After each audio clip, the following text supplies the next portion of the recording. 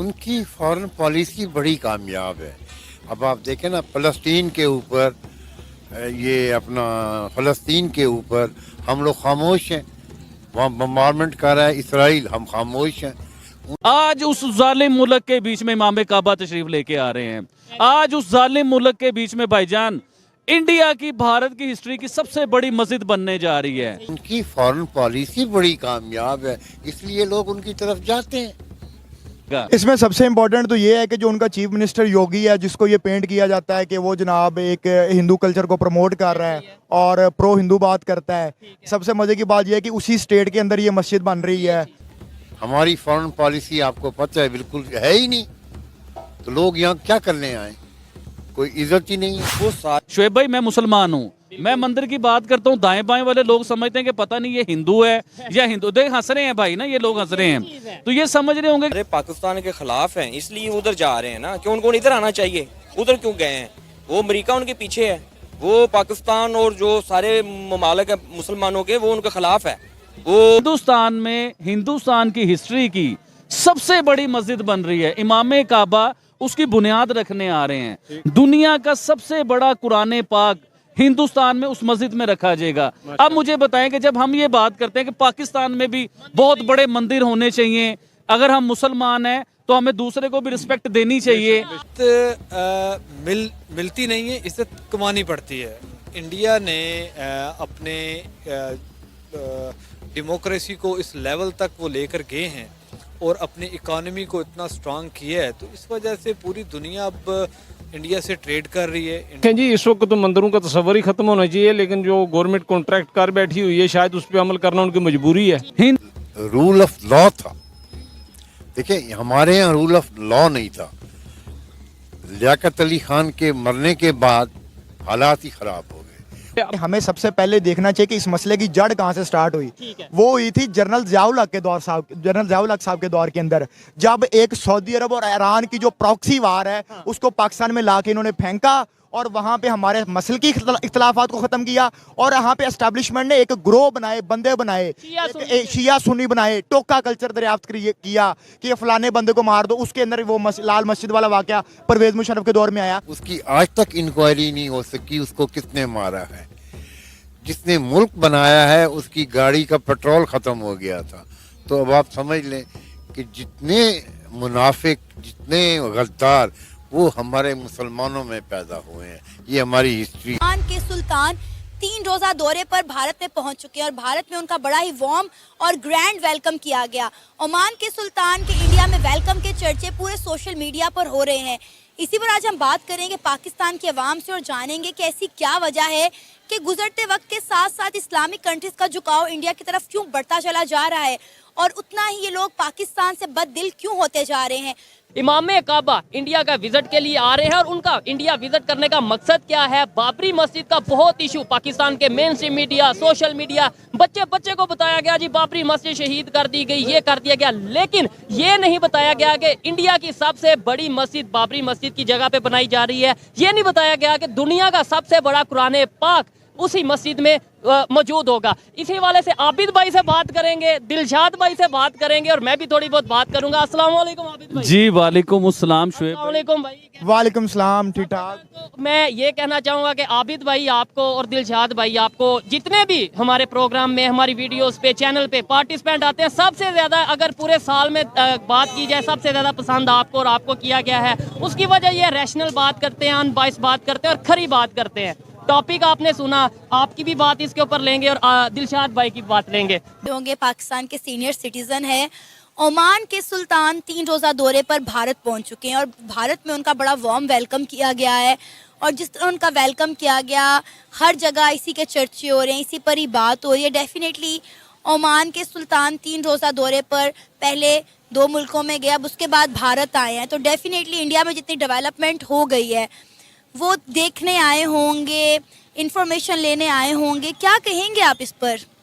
उनकी foreign policy बड़ी कामयाब है।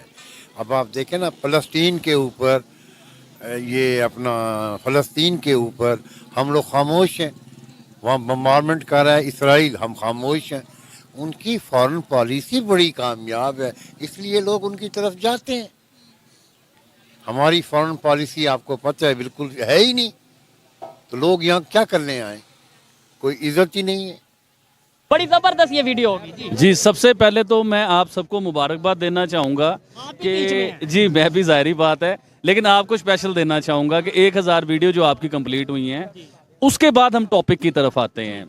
और आज तो टॉपिक भी ऐसा शानदार टॉपिक आप लेके आए हैं कि मज़ा आ गया मुझे। आपसे जब मुझे बता रहे थे ना टॉपिक के बारे में, तो यकीन कीजिए कि उस टाइम वाकई दिल में खुशी टाइप फील हो रही थी कि देखिए पाकिस्तान में इमाम काबा कितनी बार आते हैं और कितनी बार आए हैं। ये नहीं मैं कह रहा कि इमाम काबा आते नहीं हैं, पाकिस्तान में आए हैं, लेकिन आपने ये देखना कि रिसेंटली पिछले चंद सालों में या पिछले कई सालों में इमाम काबा की कितनी बार पाकिस्तान में एंट्री हुई है। अब आप ये देखिए कि जिसे आप हिंदुओं का हम लोग मुल्क कहते हैं, दुश्मनों का इस्लाम दुश्मन मुल्क जिसे हम लोग कहते मुसलमानों हैं, पे जुल्म जिधर होता है, जी हाँ, कहा ये जाता है। जी हाँ, जिसे हम कहते हैं कि यार सबसे ज्यादा जालिम अगर कोई है ना मुसलमानों को लेके, तो वो हिंदुस्तान है, इंडियन कंट्रीज है ये, किधर मुसलमानों पे जुल्म होता है। आज उस जालिम मुल्क के बीच में इमाम काबा तशरीफ लेके आ रहे हैं। आज उस जालिम मुल्क के बीच में भाईजान इंडिया की, भारत की हिस्ट्री की सबसे बड़ी मस्जिद बनने जा रही है। फिर उसमें एक रिकॉर्ड बनेगा कि दुनिया का सबसे बड़ा कुरान पाक उस मस्जिद में रखा जाएगा। कौन रहा है उन्हें जो सा इंडिया के विजिट के लिए बीजेपी के ही एक जो से मेंबर हैं वो बुला रहे हैं। दिलशाद भाई आप कि इंडिया बहुत बड़ा मुल्क है, उनकी डिप्लोमेसी, उनकी फॉरेन पॉलिसी बहुत बेहतर है, बहुत कामयाब है। आप देखें ना सऊदी अरब में काफ़ी इंडियन काम कर रहे हैं, यहाँ तक कि मियाँ साहब की जो स्टील मिल है उसमें एक पाकिस्तानी नहीं है, सारे इंडियन है। अब यहाँ से अंदाज़ा लगा लें। मतलब पाकिस्तान इस पे क्या कहना चाहेंगे? आबिद भाई तो बहुत खरी बात करते हैं और बड़ी मतलब ये है कि जज्बात में आके बड़ी बड़ी स्टेटमेंट दे जाते हैं। आप क्या कहना चाहेंगे ये सारे टॉपिक के हवाले से? इसमें सबसे इम्पोर्टेंट तो ये है कि जो उनका चीफ मिनिस्टर योगी है, जिसको ये पेंट किया जाता है कि वो जनाब एक हिंदू कल्चर को प्रमोट कर रहा है और प्रो हिंदू बात करता है। सबसे मज़े की बात यह है कि उसी स्टेट के अंदर ये मस्जिद बन रही है और सबसे बड़ी इंडिया की मस्जिद बन रही है। और मेरा नहीं ख्याल कि पाकिस्तान में इतनी बड़ी मस्जिद बनी होगी। और सुनने में ये भी आ रहा है कि उन्होंने जो हमारे कुछ हुक्मरान ऐसे रहे हैं जिन्होंने मुल्क को 2 टुकड़ों में किया, वरना ये मुल्क बहुत आगे निकल जाता अगर रूल ऑफ लॉ होता, कोई सिस्टम होता। यहाँ सिस्टम ही नहीं है, तो फिर मुल्क ने क्या तरक्की करनी या क्या करना। जो ख़ानदानी लोग थे वो नज़र ही नहीं आ रहे, जो 2 नंबर लोग थे वो ऊपर आ गए। अब आप कारें देख लें, महंगाई कितनी है और 10 करोड़ से कम गाड़ी नहीं है। आपका नाम? कुरान पाक भी वहाँ पे रख रहे हैं, वो भी दुनिया का सबसे बड़ा कुरान पाक है। ठीक है, तो हमें भी देखना चाहिए कि अब जब जैसे जड़ांवाला के अंदर एक वाकया हुआ है, क्या हमने उसकी कंपनसेशन की उन लोगों के साथ, जो कि सबसे इम्पोर्टेंट पॉइंट है। वो सारे पाकिस्तान के खिलाफ हैं, इसलिए उधर जा रहे हैं ना, कि उनको इधर आना चाहिए। उधर क्यों गए हैं? वो अमेरिका उनके पीछे है, वो पाकिस्तान और जो सारे ममालिक हैं मुसलमानों के, वो उनके खिलाफ है। वो कहते हैं कि इधर नहीं जाना, आपने हमारी तरफ आना है, इसलिए वो उधर चले गए हैं। आना तो चाहिए उनको, पाकिस्तान आना चाहिए। ये पाकिस्तान वाले भी वेलकम करते हैं, उनका इस्तकबाल ज़्यादा करेंगे, लेकिन ये बात अच्छी तो नहीं है वो उधर चले गए। लेकिन पाकिस्तान में तो सर कोई आना पसंद ही नहीं करता। और आपको लगता है कि ओमान भाई इतना बड़ा मुल्क है, उनके ऊपर किसी की चलेगी कि आपने पाकिस्तान में नहीं आना, आपने इंडिया में आना, और वो मान लेंगे? वो मान रहे हैं, उनके पीछे अमेरिका की साजिश है, इसलिए वो उधर गए हैं, पाकिस्तान नहीं है, इसलिए वो उनकी तरफ चले गए हैं। उनको पाकिस्तान आना चाहिए, पाकिस्तान वाले भी अच्छे हैं, उनका इस्तेमाल करेंगे। और नहीं, और बाबरी मस्जिद का जब इशू और यहाँ पे जैन मंदिर को जो है वो डिमोलिश किया गया, क्या जैन मंदिर वहाँ पे बनाया गया, लेकिन उसी तरीके से बनाया गया, उतने बड़े तरीके से बनाया गया, ये भी एक सवाल पैदा होता है। अच्छा, इसको तो उन्होंने इवेंट बना दिया, जैसे इमाम काबा आ रहे हैं उसका फाउंडेशन रखने के लिए, उसकी बुनियाद रखने के लिए, तो उसको एक ऐसा त्यौहार बना के पेश किया गया जो कि इंटरनेशनल मीडिया भी उसको कवर करेगा और उसको बड़ी पजीराई मिलेगी।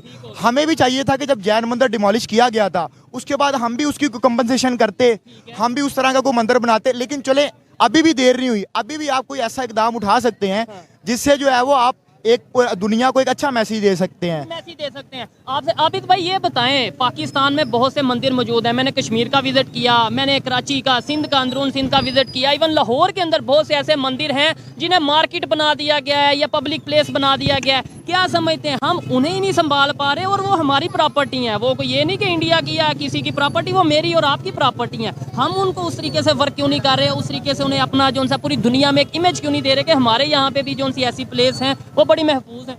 देखिए अमेरिका की क्या साजिश है, अमेरिका क्या करना चाह रहा है? अमेरिका नहीं चाहता कि पाकिस्तान वाले और जो ईमान वाले हैं उनका आपस में कॉम्प्रोमाइज और कारोबार चले। वो तो कहते हैं कि पाकिस्तान कम से कम नीचे जाए, इसलिए वो उधर चले गए। इधर भी आना चाहिए उनको। अच्छा, सऊदी अरेबिया ने भी जो है वो कहा है कि इंडियंस को 48 घंटों के अंदर अंदर वीज़ा मिलेगा, जबकि पाकिस्तानियों को 125 दिनों में। इसके साथ साथ कल ईरान ने भी अनाउंस कर दिया कि इंडियंस को वीज़ा फ्री एंट्री दी जाएगी।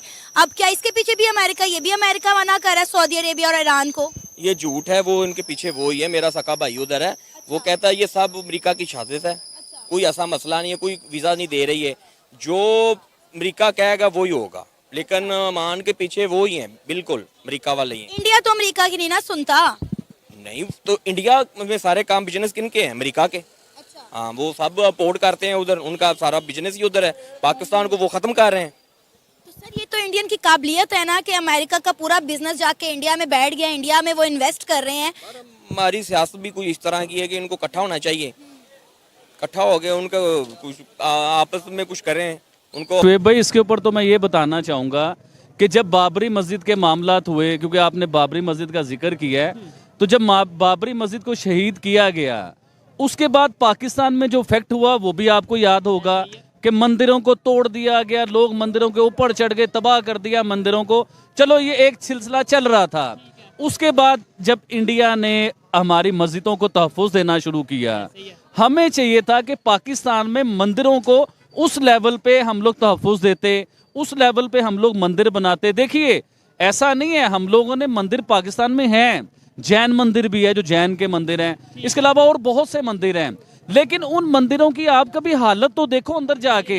आप बाहर से उस मंदिर को देखो, आपको समझ आएगी। देखिए शुएब भाई, मैं मुसलमान हूँ, मैं मंदिर की बात करता हूँ, दाएं बाएं वाले लोग समझते हैं कि पता नहीं ये हिंदू है या हिंदू। देख हंस रहे हैं भाई ना, ये लोग हंस रहे हैं।